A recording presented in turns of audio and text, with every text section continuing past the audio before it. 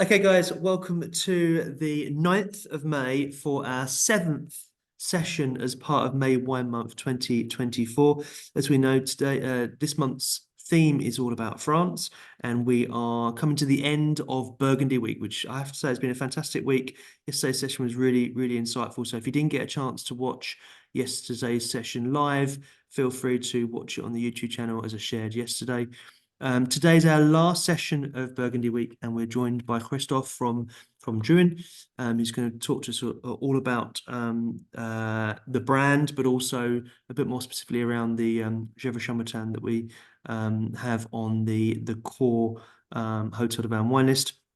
Obviously, just as a reminder that throughout this week of Burgundy, we started in Beaujolais, we moved up to the southern part of Côte d'Or, the Côte de Beaune, and then we're finishing arguably in the cream of the crop, the best of the best, in the northern part of the Côte d'Or. So I'll hand over to Christophe, and again, if you're not already on mute, please could you mute yourself.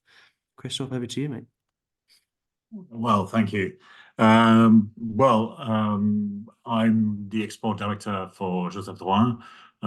So I will share with you a little presentation of who we are, what we do in Burgundy. First of all, we are a family-owned winery for 4 generations right now. We started in 1880, so it's a little bit more than 140 years of running this winery across. We have 4 siblings at the head of the winery so far, and the 5th generation will arrive probably in the next couple or the next 5 years. We do have a dedication in our winery is to express all the diversity of Burgundy. Burgundy has, compared to many other regions, a very diverse terroir and style and expressions of basically 2 main grapes, Pinot Noir and Chardonnay. Of course, there's a bit of others, but very limited. But the magic of Burgundy, I would guess, is really how many millions of different tastes you can express from a single grape like Pinot Noir or Chardonnay. And the fact being that it's so small, I mean, the region is really tiny. We are 20% of the size of Bordeaux. So we cannot compete with the volumes of many other regions of France, but we've got some exceptional terroir and exceptional styles to please many exquisite taste. We have a specific philosophy that is named listening to the nature. We started biodynamic farming in 1988. We were one of the pioneers to turn biodynamics in the late 80s. The entire estate, which was in those days roughly about 75 hectares, was entirely turned from north to south by 1995. And today, the estate is more than 100 hectares all over from Mâconnais to Chablis. We've got a big estate in Chablis. We've got 40 hectares there, 4 Grand Cru, 8 Premier Crus, and regular Chablis. In terms of style, if we can speak about style, I mean, first, as we are in biodynamic farming, we are just little details compared to terroir taste. So the style is more into finding some balance, some precision in how you express the different terroir we've got. So this is very important, and biodynamics helps fantastically well. And for me, at least, it's the only way you can really talk about terroir. It's when you're in biodynamic farming. We have also another philosophy. The last one will be sharing with the world. We started to invest in Oregon, USA in 1987. So that's not the point today, but we've got 150 hectares now in Oregon. So that's even more hectares in the US rather than Burgundy. Um, so this is the founder, 1880. This is Joseph Drouhin. He set up the winery. He was 23 years old, so he looks a bit older on the painting. Maurice Drouhin was the second generation. He arrived in 1919, and he was the first one to purchase vineyards. So he started by kind of iconic wines from Joseph Drouhin named Clos des Mouches, which is a Beaune Premier Cru that was made in 1921. So he was really the one to start to build the acreage of the family.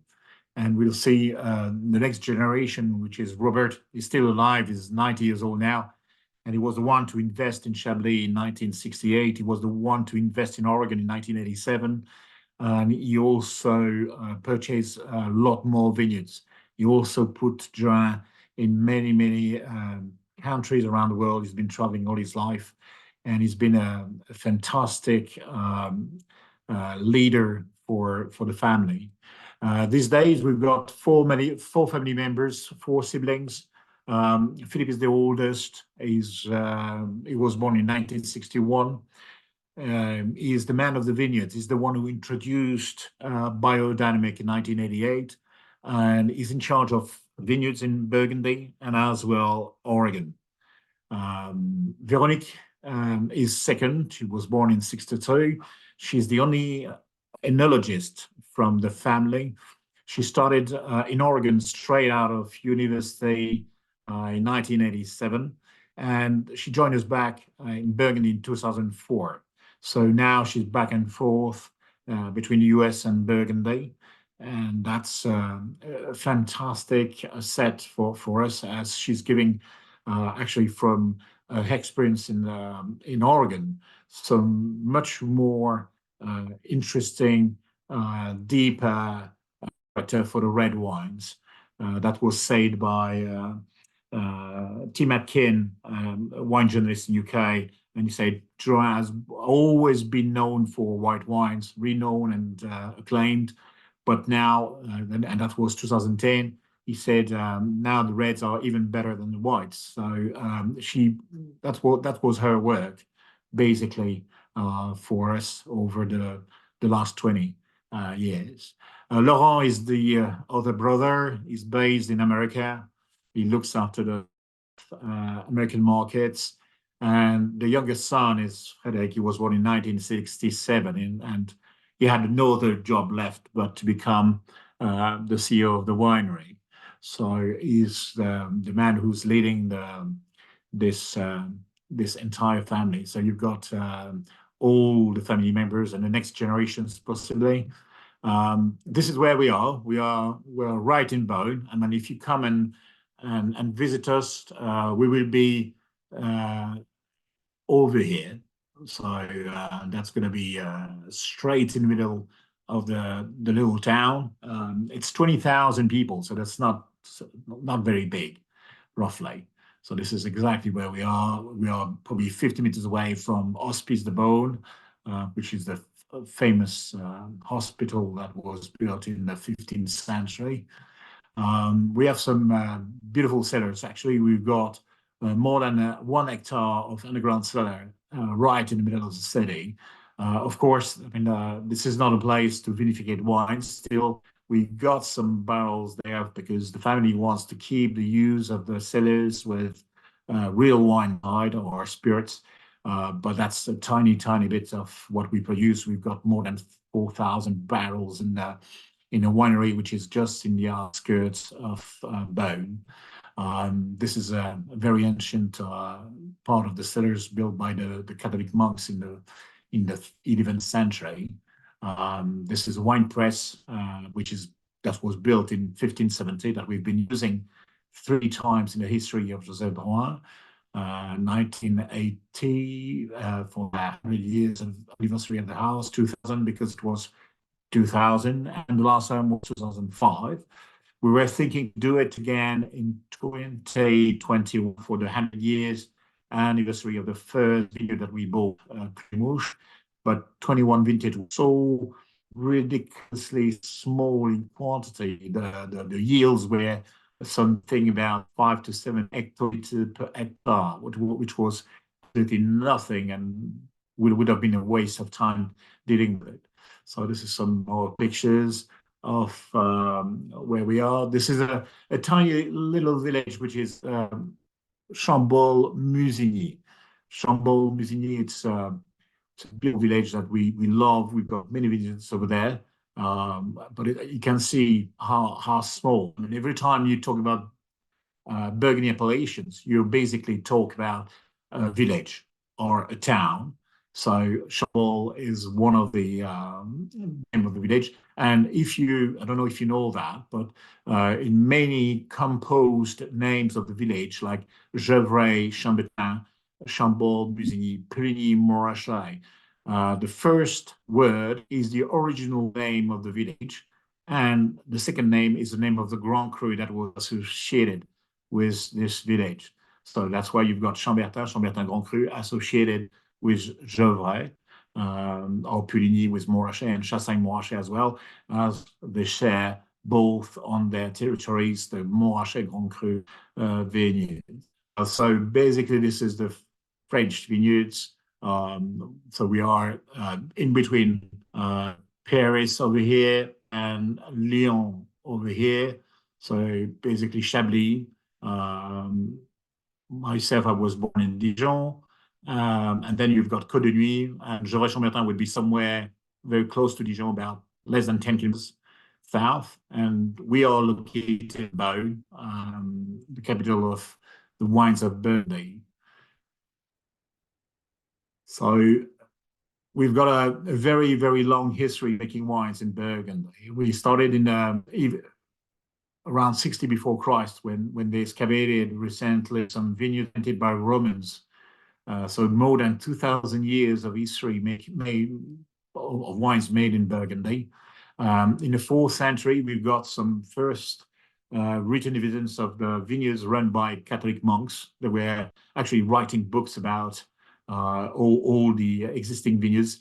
And I must say that until the 12th century, and maybe at a certain extent the 15th century, Burgundy was probably 10 times bigger in terms of vineyards than what it is today. So this is a very reduced kind of situation of the vineyards that we've got now. They just kept probably the best locations with their experience.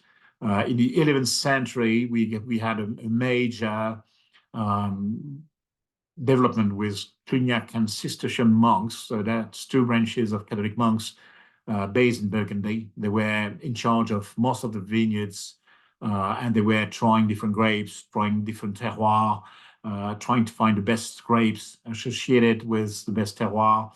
So they made all that work for centuries and centuries. And they were also spreading the Burgundy wines all over the place in Europe, as the Cistercian monks were one of the most powerful Catholic church across Europe in the 11th, 12th century.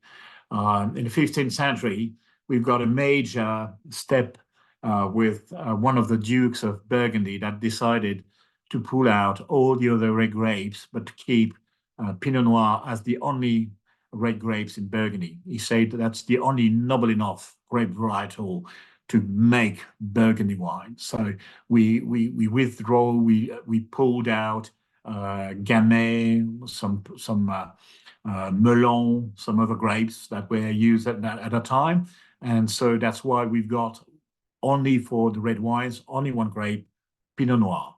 And that's the start. This is originally made in Burgundy from the start. We've got in the 18th century, the French Revolution. The French Revolution has confiscated all the vineyards held by the nobles and the churches, and they've been reselling all the vineyards, the land, to normal people. So in fact, we start to see some more diluted or some more fractioned vineyards that were actually made by all these different normal people after the nobles. in the 12th, 20th century, we've got AOC that was introduced in 1936.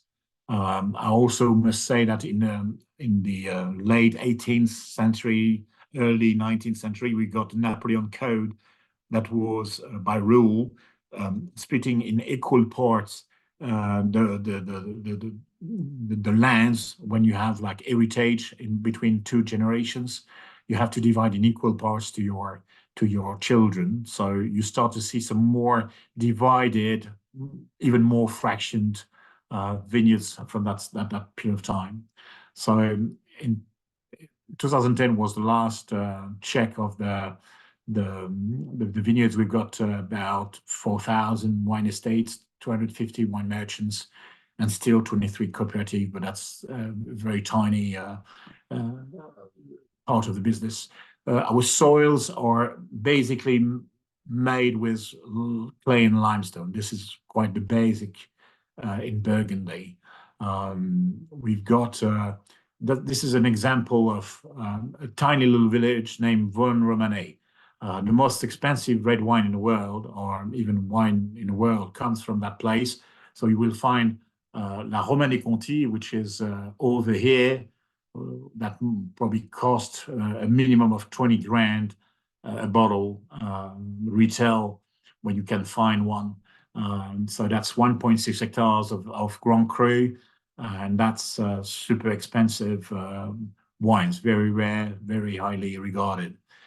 So Vosne-Romanée, this is the village. As you see, the deep reds is the Grand Cru, the orange is more the Premier Cru, and then the yellow ones are the village category. So what is outside, for example, in this part, would be called Bourgogne Pinot Noir, and other appellations. So basically, this is how it is ruled.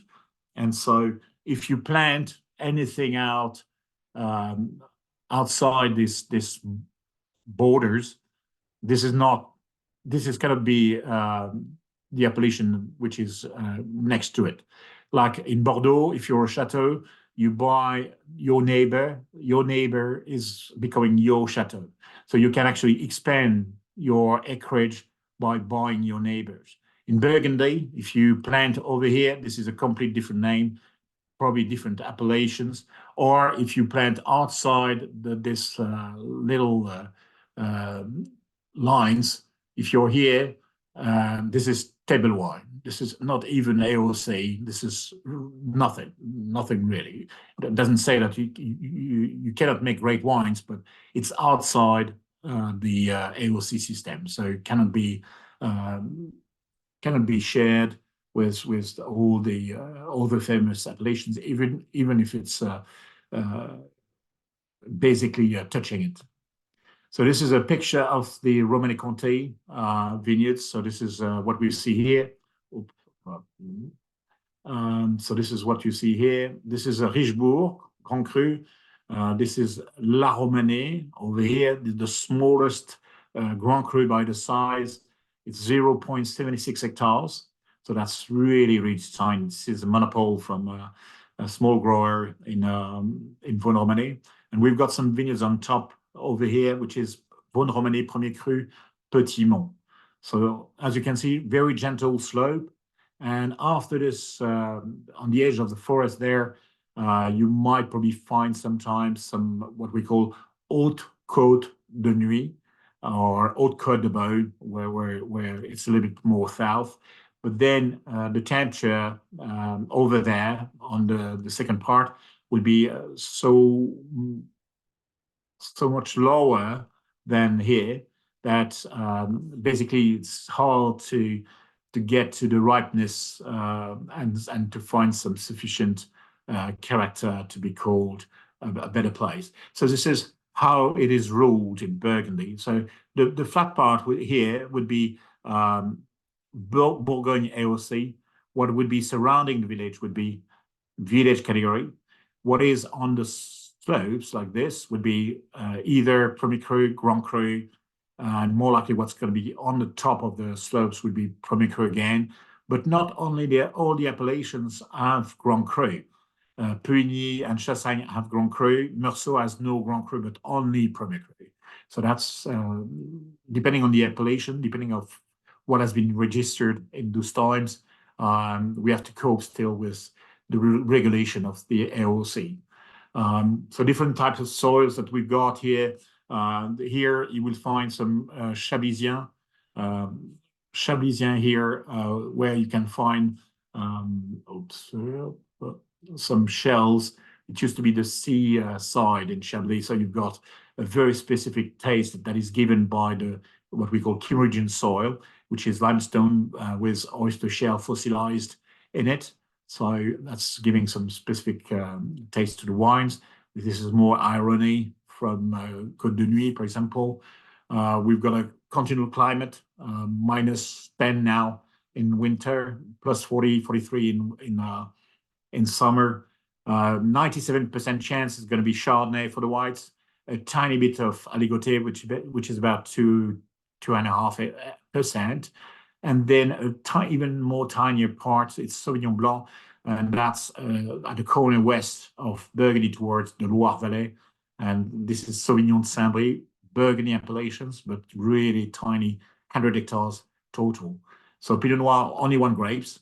And this is the vineyards basically where we are. Chablis, Côte de Nuit, Côte de Beaune, Côte Chalonnaise, Mâconnais, and Beaujolais. This is Chablis. This is the little town of Chablis in the middle in gray. This is Côte de Nuit. So as you can see, this is just a strip. And different villages like Couchet, Gevrey-Chambertin on the side here. So it's very interesting when you try to understand Burgundy, it's to take a car and to drive through the vineyards here. It's possible. And so you can see by your eyes vineyards after vineyards, village after villages, what makes this land so particular. For example, this is Musigny Grand Cru. The chateau over here is the Chateau de Clos Vougeot. You can see the big one here. The Clos Vougeot is the biggest Grand Cru by the size for the red wine. It's 50 hectares, but 90 owners. So you have to divide 50 by 90 owners. That's really tiny piece per each of the owners over there. So you've got Musigny, which is very famous and very highly regarded.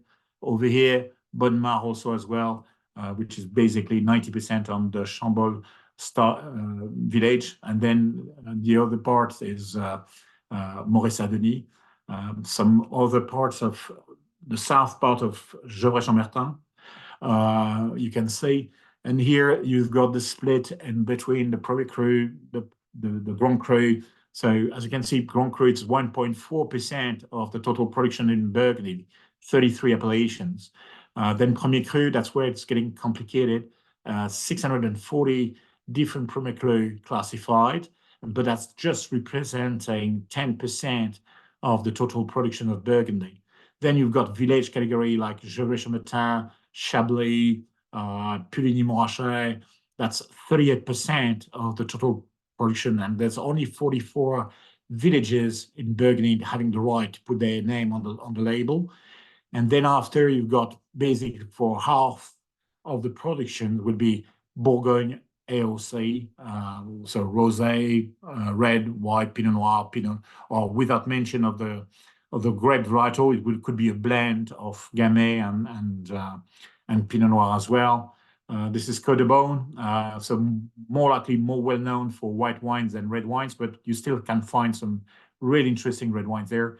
A little bit more south is the Côte Chalonnaise. Côte Chalonnaise is mostly well known for Mercury, Givray, Montagny, and Rouly. We've got some vineyards in Rouly, and this is the south part of Burgundy, the last vineyards before you move to the Rhône department.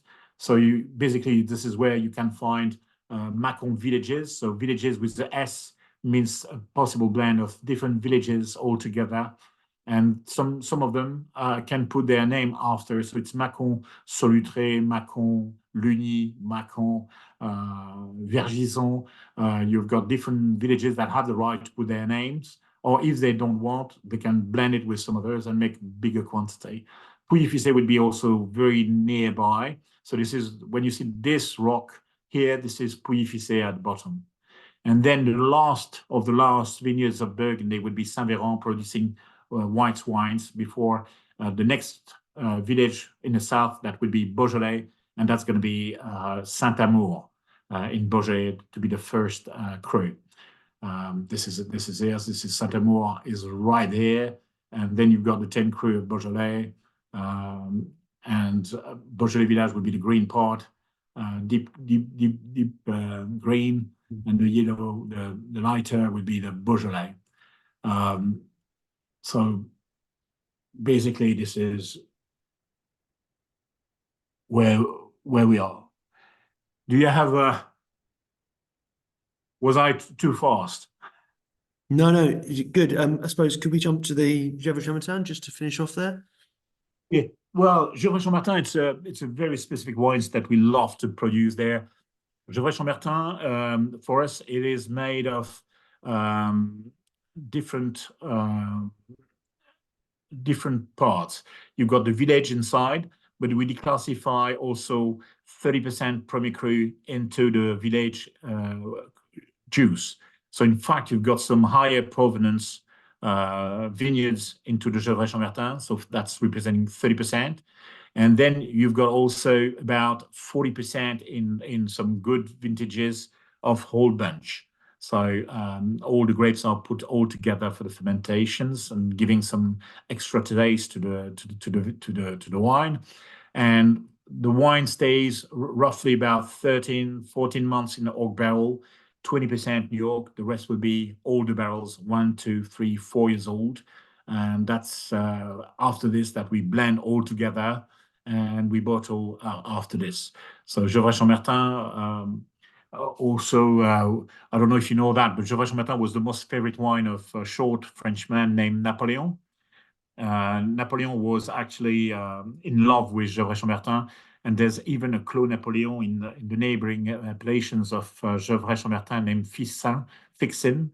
Yeah, he was really keen to drink this wine all the time.